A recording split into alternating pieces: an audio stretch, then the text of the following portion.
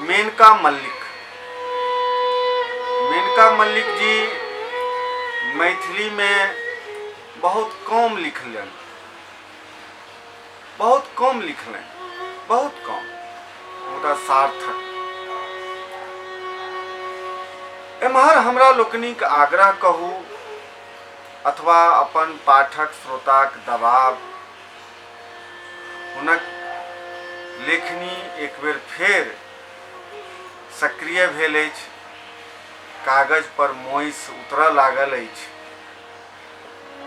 आ हुनका हाथे जखन कागज पर मोइस कलमक नोकी दने उतरैत अछि तऽ जीवन चतरैत चलि जाइत अछि। मेनका मल्लिक जीवन कवित्री छथि, उत्साह आ उमंग हुनका में भेटत,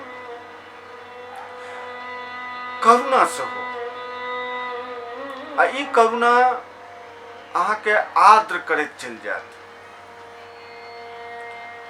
एहि करुणा में हमरा लोकनि जखन उतरैत छी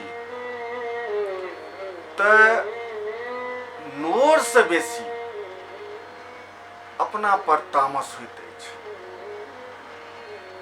तऽ की करुणा तामस उत्पन्न करैत छै? मेनका मल्लिक एही दुनू के बीच में ठाढ़ छथि, नोर आ तामस के बीच में।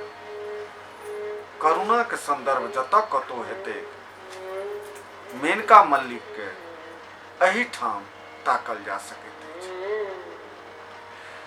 हिनक एकटा कविता अछि, दशरथ माझी।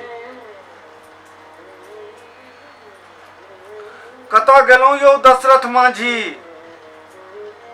कतऽ गेलौं यौ दशरथ माझी, हम ठाढ़ छी अहाँक दुआरि पर। बहुत दिन से संयोगने रही मोन में अहाँ से भेंट करबाक इच्छा के, आ आइ एहिठाम ठाढ़, माने दशरथ माझी द्वार पर ठाढ़, हम टहकार पारै छी अहाँके। कतऽ गेलौं यौ दशरथ माझी, कतऽ गेलौं? हम निहारि रहल छी आ सोचि रहल छी, एहि पहाड़ के तोड़ैत काल केहन औजारक प्रयोग कयने हैब अहाँ। कतऽ से चढ़ौने होयब शान ओहि औजार पर, पुछतौं अहाँ से जँ भेल रहैत भेंट। देखतौं अहाँके तरहत्थी, देखतौं अहाँके तरहत्थी, करितौं ओकर स्पर्श।